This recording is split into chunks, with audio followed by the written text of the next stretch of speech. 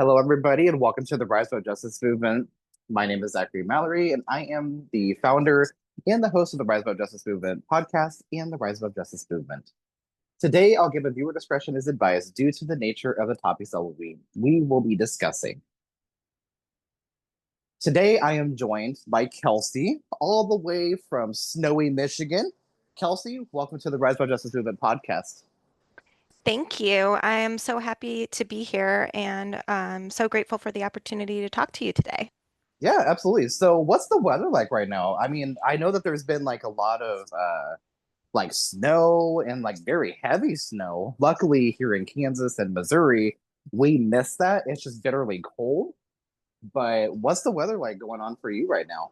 We actually just got our first snowfall of the year yesterday. So we've got about maybe inch or inch and a half of snow, but at least it's sunny, but very cold. So Yeah, starting to feel like winter. yeah, absolutely. 1.5 inches. That's Yeah. still, all it takes is all it takes is literally a dusting for people to lose all sense of direction whenever they are driving. I have come to realize that. And I think growing up in the Midwest, it helped me realize that we have some of the worst traffic patterns. Um, Yeah.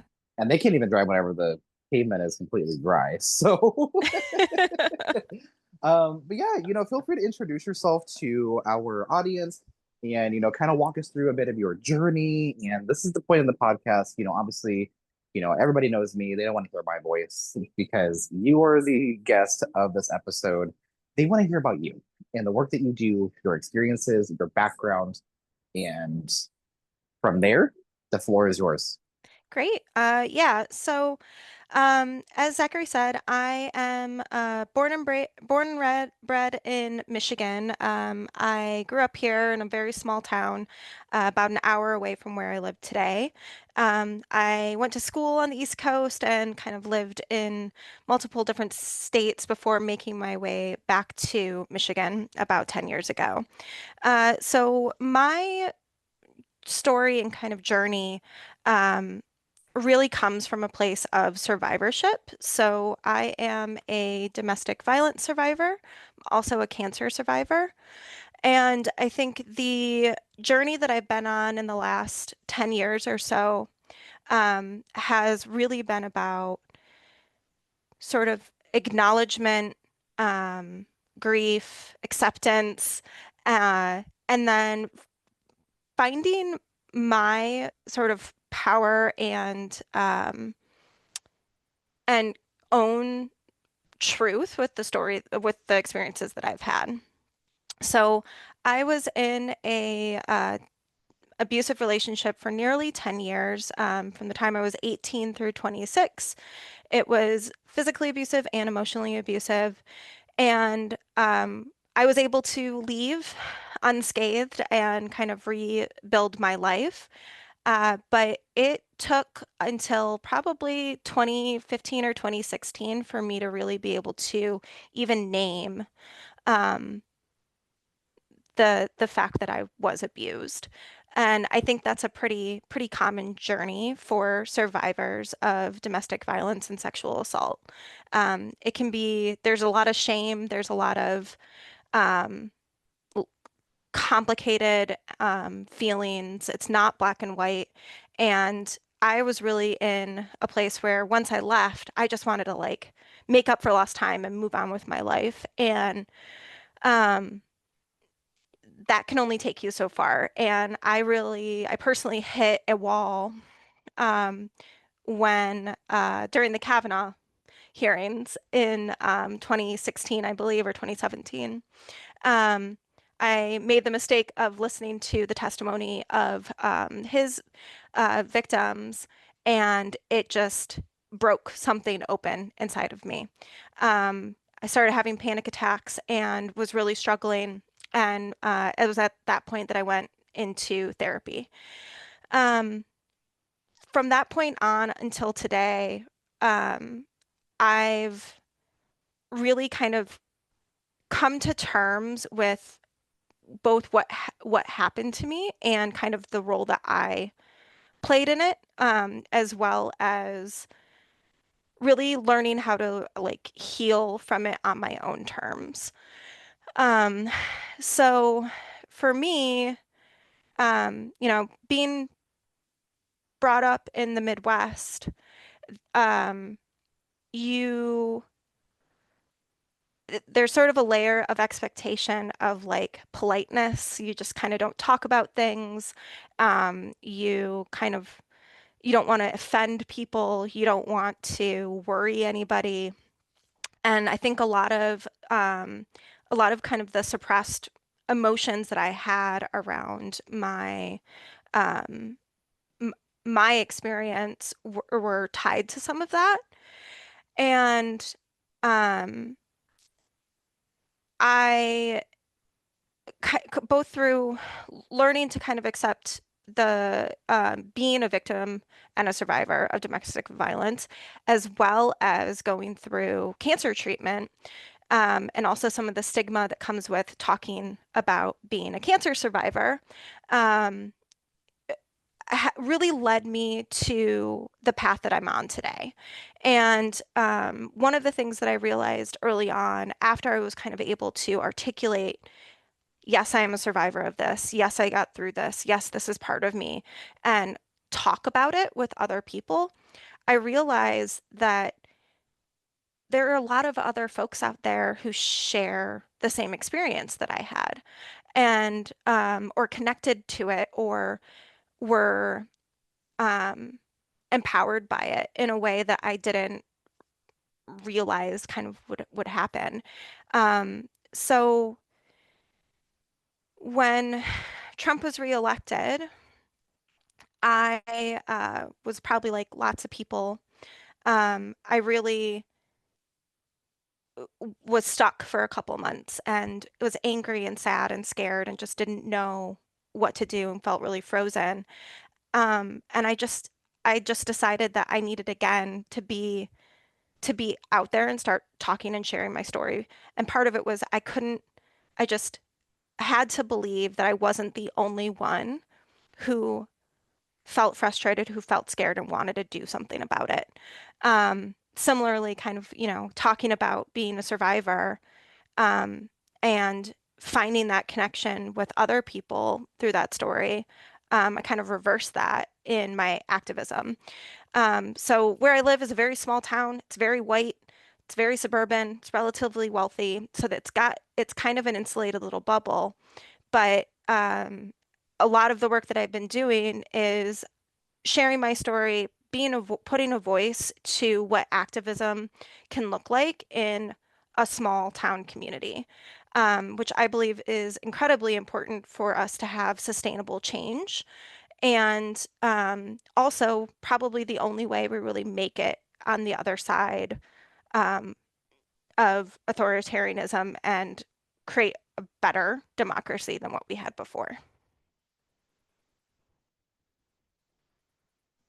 Yeah, absolutely. And I admire the work that you're doing because I think it's so crucial to get our communities involved in understanding what's happening with healthcare, understand what's happening with survivors, understand what is happening with, oh gosh, there's so many things going on right now that it's really hard to kind of pinpoint and want to focus on. But at the same time, it's very intersectional, and I know you bring an intersectional approach too with multiple identities of being both a DV survivor, but also cancer survivor. And, you're the definition of a thriver, the definition of a survivor, the definition of an advocate for change, and I see that ambition in you. So first of all, it is an honor to sit down, talk with you on this podcast, but also to amplify your voice in the work that you're doing and how our communities can recognize that, hey, maybe something isn't right.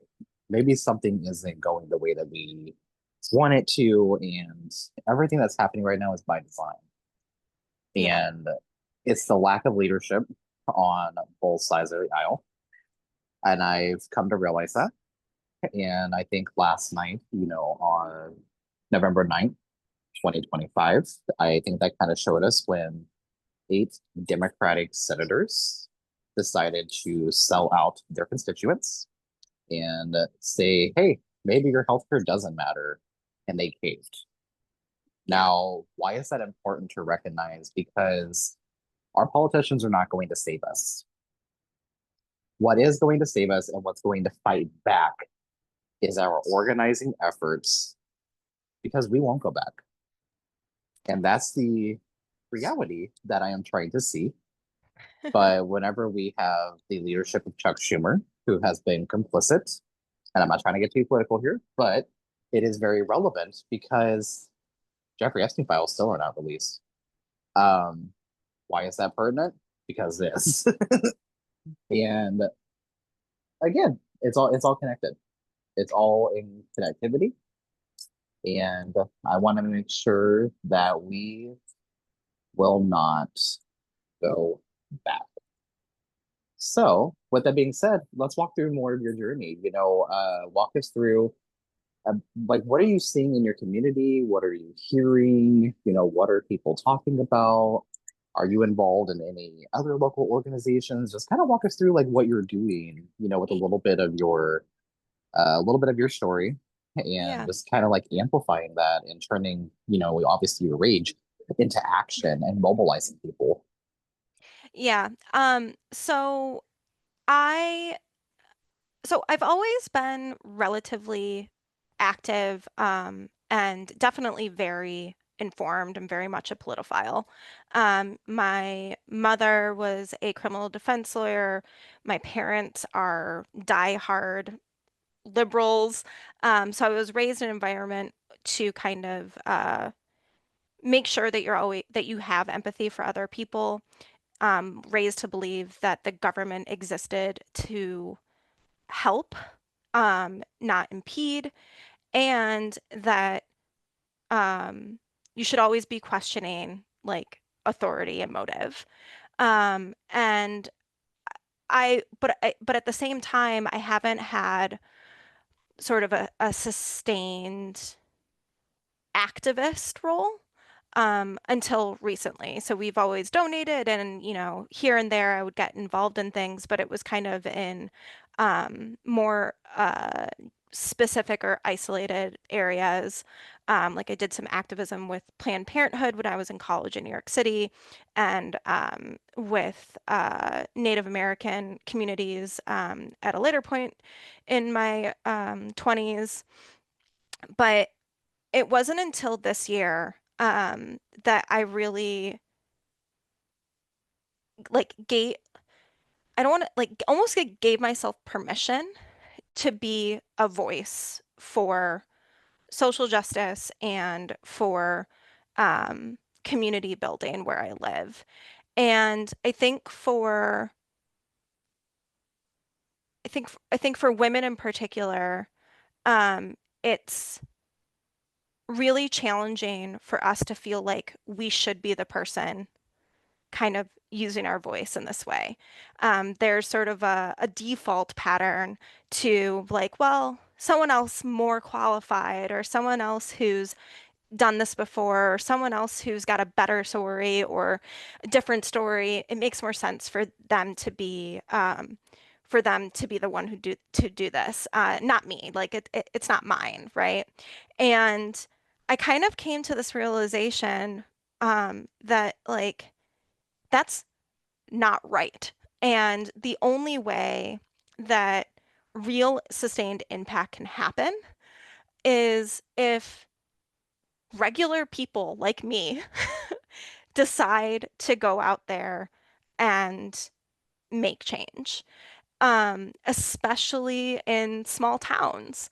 And I really agree with you that, I am completely just appalled by the capital D Democratic Party right now and firmly believe that we need some real change in leadership um, in order for us to have the kind of big tent progressive vision that we need, and that the best thing that I can do and that the majority of us can do is focus on our local communities where we are and get people involved.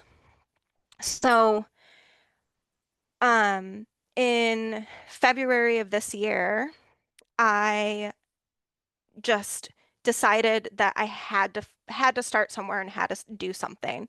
So I spun up a very quick little website, printed off flyers with a QR code to it, and just went downtown in the little town that I live in. It's about 5,000-ish people in town, and then about 15,000 people kind of in the surrounding townships, and just started handing out flyers and putting them up in coffee shops and at the grocery store, that were just like Chelsea Take Action. Um, the town I live in is Chelsea, Michigan, and my name is Kelsey. It gets a little confusing. And I just, by serendipity, handed this flyer to a woman, and she introduced herself and said, there's this meeting happening at the library. It's going to be a bunch of different nonprofits and progressive organizations, that are going to present. You should come. So I went home, grabbed my husband. We went to the library, and there were like probably half a dozen or so organizations, ranging from uh, One World, One Family, which does a bunch of different sort of immigration activist and nonprofit work, to um, the kind of county level Democratic Party, uh, and then and a couple others, kind of like church groups and things like that, that had a social justice component to them. And they were all doing great work. And it was, there's probably about 60 people who were in attendance. But, it wasn't really naming the elephant in the room, which is that while all of these individual organizations were doing great work kind of for their specific thing, it was so obvious that they were not talking to each other, that they were not working with each other, that they weren't thinking in a kind of more, in a broader or bigger way of what change should really look like and what we need. So I like raised my hand and kind of said that. Um, and it was sort of it felt a bit audacious, and I think it was kind of taken that way. But after I asked that question, I had like, I don't know, 5 or 6 folks come up to me and were like, "Thank you so much for asking that. I was thinking the same thing, not sure what I'm supposed to do here." And I just happened to meet an organizer of a burgeoning grassroots group in the town that I live in. And she was like, "We want you to come and be one of our kind of key, like organizers and points of contact for some of the pillars that we're doing." So that's how I got sort of involved. And it was literally just like a random decision on a Sunday to like go and hand out these flyers that led me to meeting these people. And it just snowballed. I started going to the grassroots meetings. I started just randomly getting introduced to folks and having coffee with complete strangers. I started going to city council meetings, and started protesting regularly. There's been a social justice protest in this little tiny town that I live in, since the kind of peak of the BLM movement that they've carried forward. And I just started joining it. And one of the things that I've realized is that, similarly to when I started sharing my story about surviving domestic violence and um, talking about it in from my experience, and being, and also from sharing being an ovarian cancer survivor, um, that just the mere fact that I am willing to kind of put that out there makes other people feel less alone, makes other people feel more connected, and um, gives other people a little bit more like courage to go and tell their own story. And I saw that same exact pattern in the early days, and have continued to see it in the activism work that I've been doing in my community, where as soon as I started showing up at the weekly protests, more people started showing up. When we had some of our early grassroots meetings with, the larger meetings with 500-ish people.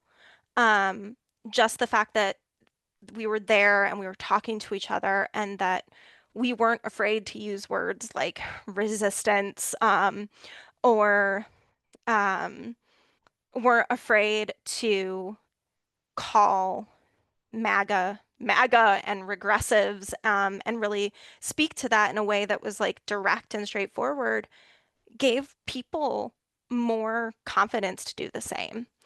Um, so a couple of the things that we've done through our grassroots organization is we've really focused on kind of three main areas.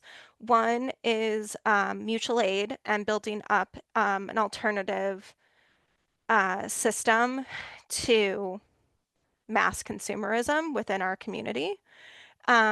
Two is a true sort of boots on the ground resistance arm where we it is both a digital resistance of protecting people who are being targeted and doxxed in some of our local MAGA Facebook groups, as well as protests and creating kind of hosting like national events like No Kings. Um, and then third is really focusing on local politics and helping people get involved in um, our local government to make change right here at home. Um, Which kind of ties into my next point is elections. yeah, So no matter how big or how small the election is, every election matters. yes, And electing people who represent the people versus these corporations versus selling out people like my mom, who's a cancer patient and will be a cancer survivor. And I know Kelsey relates to this very, very heavily, but obviously her healthcare matters. Your healthcare matters. My healthcare matters, and everybody's healthcare matters. And that's something that's really big, here in Kansas that we're talking about is healthcare access. Because Kansas does not have Medicaid expansion, but luckily my mom's is through the state of Missouri, which does have Medicaid expansion. And as of right now, it has not been touched and it's not going to be touched, but that can change at literally the drop of a pencil. So whenever we think about elections, and you mentioned about consumerism just a second ago, and it kind of piqued my interest because we're going into the holiday season, yeah, which Starbucks has been doing a lot of union busting. They've been doing a lot of, personally fuck Starbucks, first of all, but um there's a lot of consumerism in that because it goes into the fact of like, do I really need that peppermint mocha, or can I go to my locally owned, women owned, minority owned small business and support them, right? yeah, So with that being said, I know that that's not the case in every single community, but yeah, it's also as simple as donating to an organization that could use that funds to help people get back on their feet, right? And there's so many organizations like that, even like local or like locally and also nationally, and just donate it to a pet shelter or donate it to your local. Oh gosh, there's so many things to kind of like donate that money to, because if you're going to spend 13 $14 on this coffee at Starbucks, that $15 can help feed a child, or it can help yeah, feed a shelter pet, or it can help, an elderly person. Oh, God, there's so many things. So whenever you mention about consumerism, it kind of piques my interest. But I would love for you to kind of pivot a little bit and talk about like what's upcoming, in your area, and like if anybody who's listening, I don't know if there's anybody in your area or in Michigan. I can't see that, but it's also encouraging to kind of see what's happening there, because people that are listening, you can get involved in your local community too and be the voice and be the change and bring yeah, people together. Even if it's just one person can make that change. It has to start somewhere. And then yeah, those are rippling effects that continue throughout the communities. And these are positive rippling effects outside of like gun violence and outside of domestic violence. which obviously continues to run rampant through our communities. But yeah, kind of pivot and talk about some election stuff that's kind of happening and what are you seeing in that regard?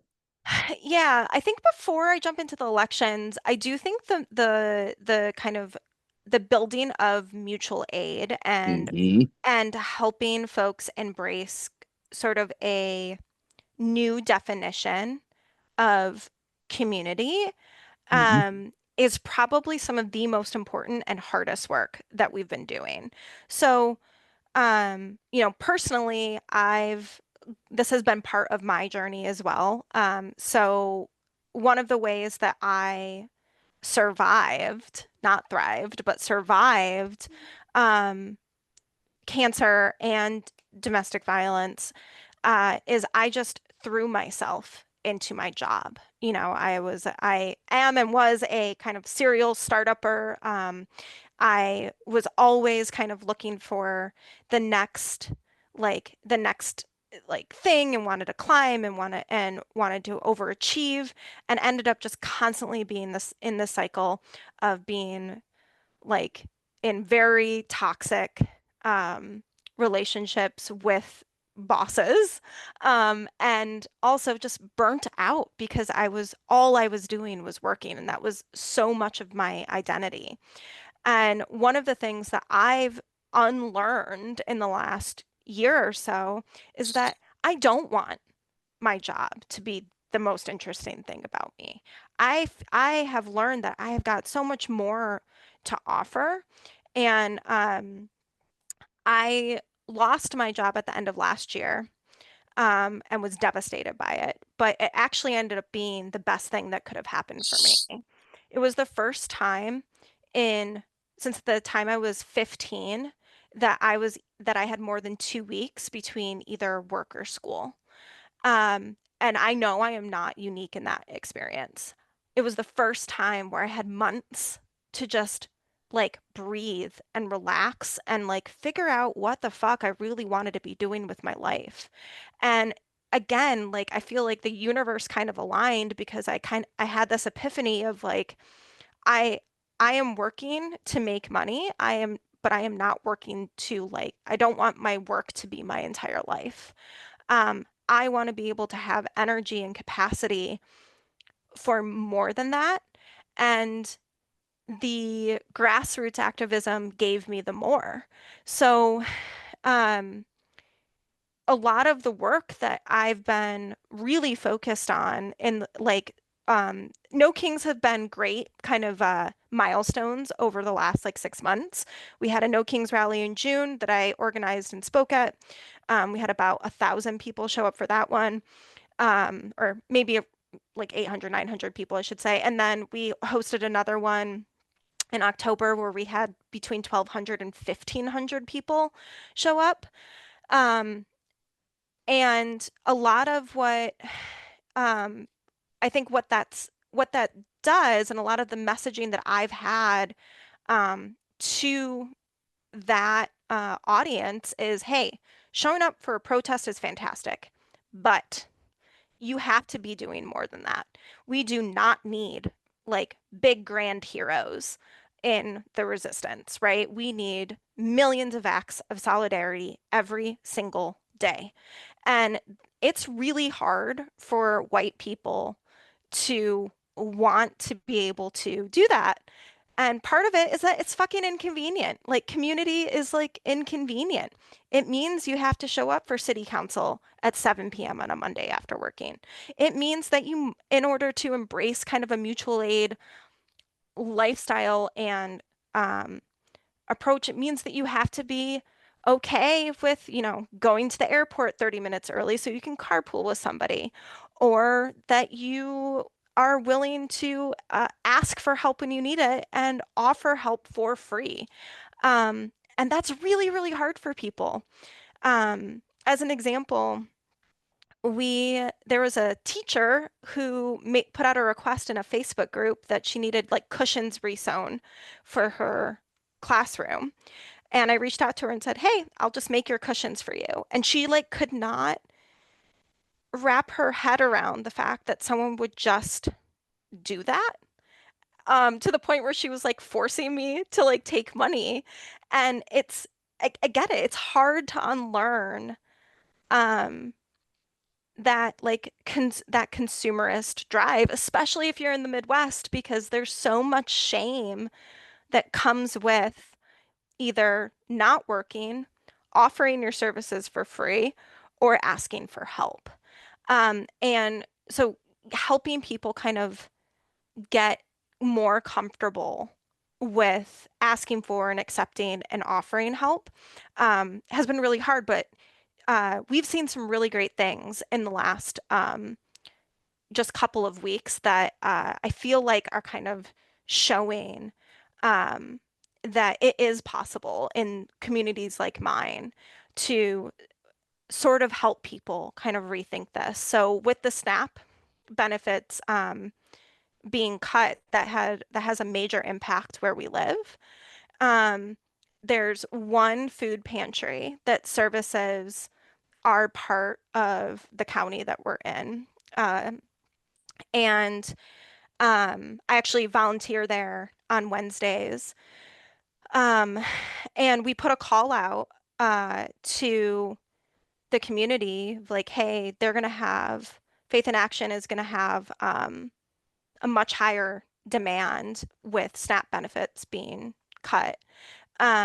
So they need donations. And I worked with the director there to find a way to be able to offer people like food gift cards to local grocery stores as well. And we put the call out, but at the same time, there were other people who were reaching out to the like owners of tiny libraries across town and working with them to turn them into tiny food banks. So there was this kind of multi-touch motion of regular people in the community just showing up to help that I hadn't really seen before. Um, and similarly, and that gave me a lot of hope, right? And then similarly with local elections, so 2026 elections feels like a very long time away. I don't know what's going to happen with voter access and voter rights at the national level. Um, but we in Chelsea had um, an off-year city council and mayoral election. Um, there were three city council seats up, and then the mayoral seat up. Um, and I think there's about like 5,000-ish registered voters in Chelsea. And um, myself and a few other people, um, supported and worked with some of the progressive candidates that were running for these seats. They're nonpartisan positions, but of course, there's always going to be politics that play a part in it. There were two kind of opposing candidates, one for the city council and one for the mayoral race, and it got really nasty. They had some of the loudest kind of MAGA voices behind them. Um, they were blatantly spreading lies, trying to get like it got really, really ugly and really messy. But we had the highest voter turnout, um, period, for the last like 20 years since Chelsea's been a city for this off year local election. 2,700 something people turned up to vote, and the progressive candidates won by like a landslide. And that story, which I feel like, again, we can't be the only ones. Our town can't be the only one that's seeing this, but that story combined with kind of these high profile off-year elections with Donnie and Spenberger um, really gave me hope that people aren't just voting against Trump, but they want candidates that are going to bring real change and real progress that counteracts what, again, like the big capital D Democratic Party has become. And I say this as a PSA member. I absolutely agree. And because there's a lot that I agree with, there's a lot that I don't agree with, and that's kind of like what encompasses like my entire ideology. But my ideology is very simple. Whenever it comes down to protecting basic human rights and understanding like how incredibly crucial that is, at the end of the day, doesn't matter if I'm left, right, or blue, red, whatever. At the end of the day, it just matters that I'm a decent human being and I fight for all people. And my mom is my reason for why I created the movement, or part of the reason why I created the movement, is to give a voice to those that are like her that had their voices silenced. And how do we, as a community, recognize that now is the time to rise up? So, Rise Above Justice movement is not just a movement; it's a mission to incorporate the voices that do not reach the international or even like national or even like local headlines because mainstream media is not going to save us. I've said this numerous times on this podcast. I'm going to say it, and I'm going to say it again. I mean, look what's happening with the New York Times. I don't know if you saw this, Kelsey, but there was three opinion pieces that were You published know I that were. did. I know you have something to say about this, so that's going to be my actual next question. Is whenever you see headlines that talk about have women ruined the Ugh. workplace? Oh my God. And then one of the other ones is what is toxic femininity? And I'm like, you mean masculinity? Because I understand that women can be catty and like non-binary people and trans people can be catty, but New York Y- Times, what the fuck are you doing? Yeah, it's so I have a very dear friend who I've been friends with since I was 11. Her name is Annie. She lives in New York, and she's super smart, and she is like just an been a really good sounding board for me, kind of throughout this year. Besides just being a very dear friend, she's also very active and she's a big believer in mutual aid, and she is a little bit of a nihilist in the best, most positive way. Um, and so she and I don't always agree on things. She's a little bit more extreme than I am. But we've really been able to kind of play off of each other and be a sounding board as I'm kind of working through how to get this very white, Midwest community um, to create some sustainable, real change. While she is kind of in the thick of it in Brooklyn, in New York, right? So they're two very different worlds, very different real day-to-day impact, very different experiences with this regime, right? Um, because you can't hide what's going on in New York. But here in Chelsea, we're still a little bit of insulated from it, right? And part of what she and I talk about a lot is like why, like questioning absolutely every single article that exists out there. And the question is, and I got this from her, is like, wh who benefits from me reading this, and who benefits from make me feeling this way about it? And I think one of the hardest things about fighting the Trump regime today is he controls media, right? He controls both or has friends that that are running. He's got loyalists at all of these kind of national newspapers and media agencies, and then all of his friends control social media. So he's basically in control of both the production and the distribution of practically every way anybody can get any information. So helping people find out what's true is so hard.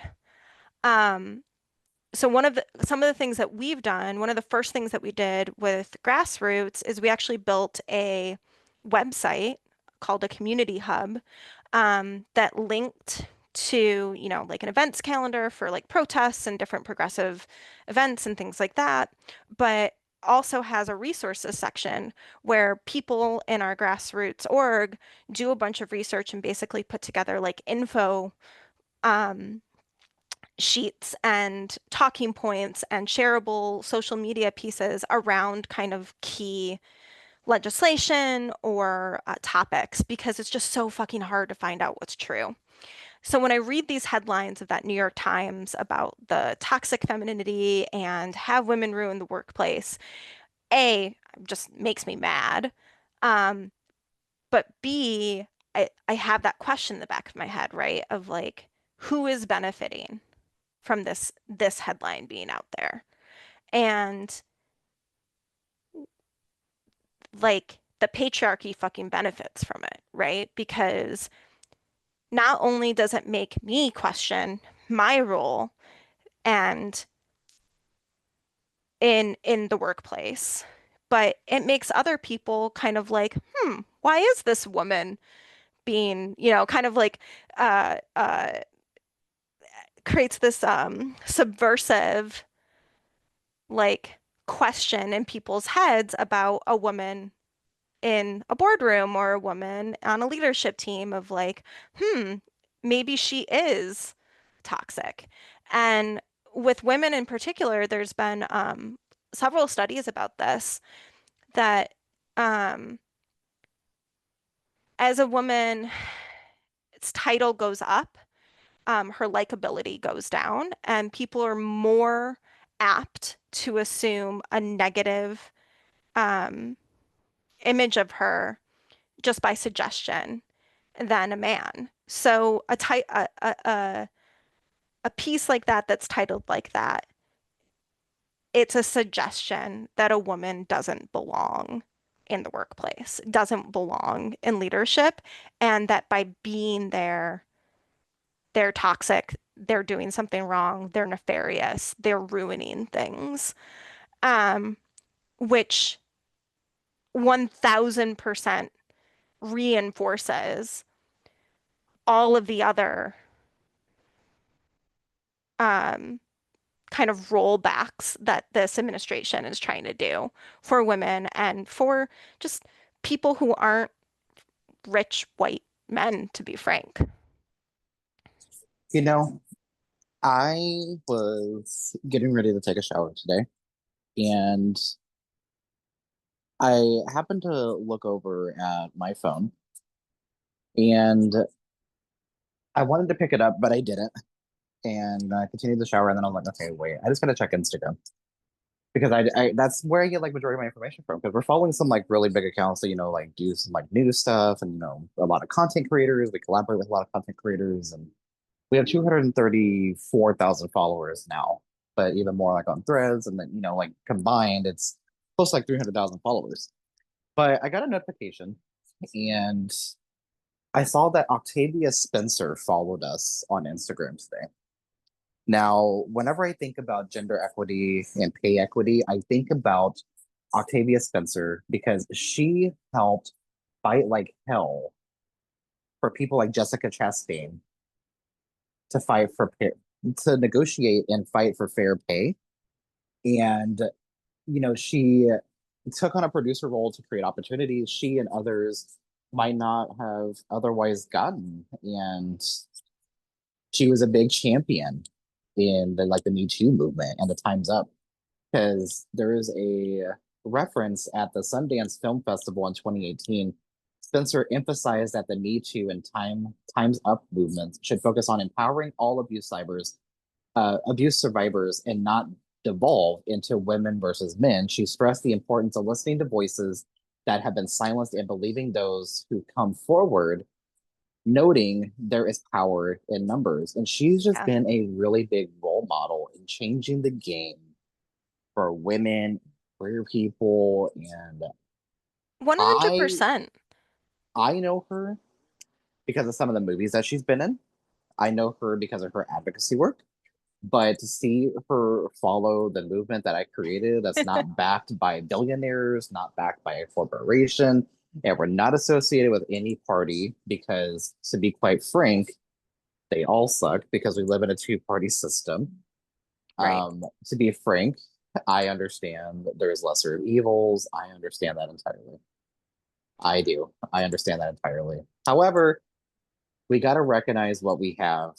And what I would love to see is just people unite and understand that people need to be more like Octavia Spencer and less like Pete Hegseth.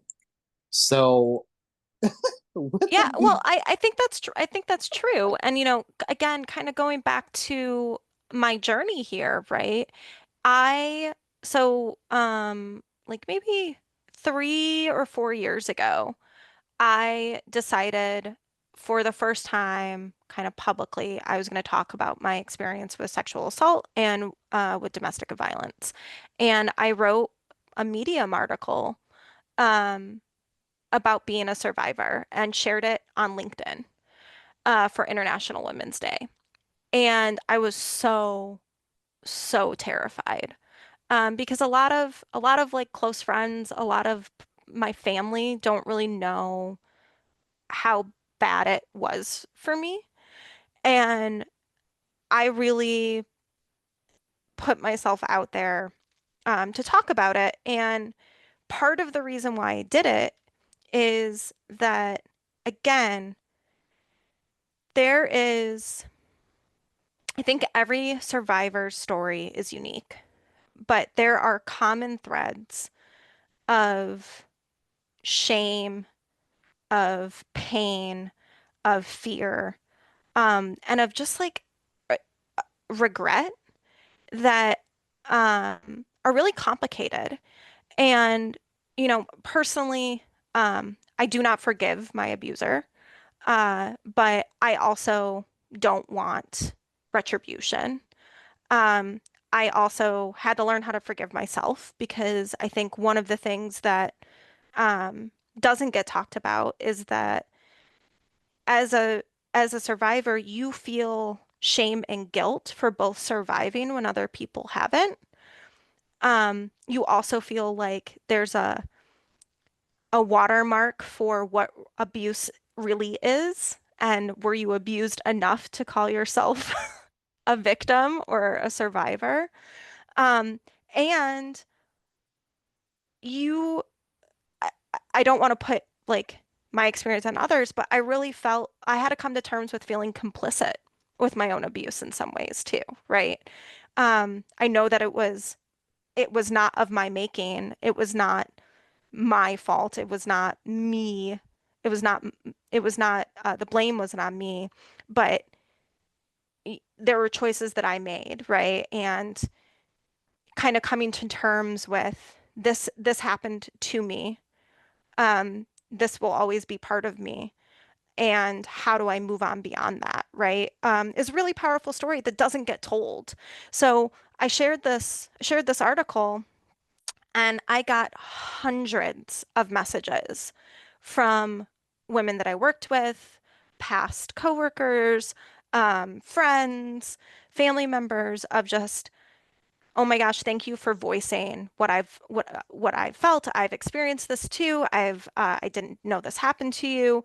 Um, I would have never imagined that you were um, a victim. And it was really powerful because holy shit, all these women have gone through something like this, right? Like there's a stat of like 1 in 3 women will be sexually assaulted in her lifetime, which means if you have a mother, a sister, and a wife, one of them has been assaulted. It's probably more. And I think unless we have more voices being willing to share that experience, um, we sort of lose the control of the narrative. And I think that's kind of what we're kind of battling with the Epstein files, to be honest, is that besides this massive conspiracy and cover up that is just vile. Uh, it is really a fight for survivors to be able to control a narrative, and to be able to show just how common um, this type of abuse is in our world and that it's hidden and not okay. Um, so I think that it's both like sharing the story and then also being willing to get a little bit dirty with the MAGA crowd and call them out on their nonsense. So every small town in this country probably has two different versions of a community Facebook group, the one that's monitored and the one that's not. And in Chelsea, we have one that is not. And it is just full of really horrible right-wing nonsense. There's probably five or six just very noisy trolls there that just share lies every single day. Mean, horrible lies, both nationally, at the local level, um, calling, our members of our school board groomers because they're gay and have children and want, a picture book with two dads in it at school. Um, and like just nonsense. And what we've started to do is just like engage with that and say, no, this is not true. This is, like with No Kings as an example, they completely tried to say that the No Kings um, protest that we held in Chelsea was funded by Soros. All the protesters were paid, and that we just farmed out um, the retirement communities and bus them there so we would have people. And I was a fucking organizer of No Kings. It was definitely not paid since myself and other volunteers put money in to make it happen. And also, like, we just put it out there. People just showed up. So I had firsthand experience with it. I wrote a little kind of recap and shared photos and videos of the event and posted it to this alternate Facebook group in Chelsea and like broke the group for 10 days. It got thousands of likes, all these comments, and a lot of it was trolls, but there was some real discourse that was happening there. And it's really encouraged other people to just start jumping into these conversations and calling them out on their own bullshit. And it's important to do. And I know that there's kind of a hesitancy because you don't want to like amplify and da da da da. It's already fucking amplified. We need more people willing to be like, no, this is a lie. No, this is hate speech. Hey, this feels really racist. Hey, that's not what grooming means. Um, and go to the space where that's happening. And it's all a part of showing the fuck up and showing the fuck out. And that's what it comes down to. So, you bring that spirit to the community organizing. And I think that's the thing that I love the most about watching just everything that you're doing. I think it's so incredibly inspiring. So, to anybody out there who would like to follow Kelsey, where can they find you at on social media and how can they amplify your work that you have going on? I am not super active on social, but I do. Instagram is probably the best place to find me. I'm Kelsey doing her best on Instagram. I'm also Kelsey doing her best on Blue Sky, but Blue Sky has gotten a little weird, so I haven't been on there as much. But find me there. I post a lot of artwork and try to amplify truth as much as I can through the platform that I have. And I think I would just encourage everybody. Um, I think just with two things. One, don't wait for someone else to give you permission to share your story and to be a voice for what you think is right in this world. Just start using your voice. You'll be surprised by how it's received. And two, get off of social media as much as you can. Like it's powerful and it's got a place, but go out and meet people, go out and interact, go introduce yourself to your neighbors, go ask someone for coffee, go talk to a cashier, start really engaging and showing up in the community that you live in. Um, Fascism wins when we feel isolated. And social media, as great as it is in some ways, is also a mechanism for isolation and an echo chamber. So find a way to get out and be with people. Absolutely. Kelsey, thank you so much for coming on the podcast today. And you heard it, folks. Get out there and be the change. Kelsey, thank you so much for coming on the podcast today. You take care of yourself, my friend. Okay. Thank you, Zachary. Thank you.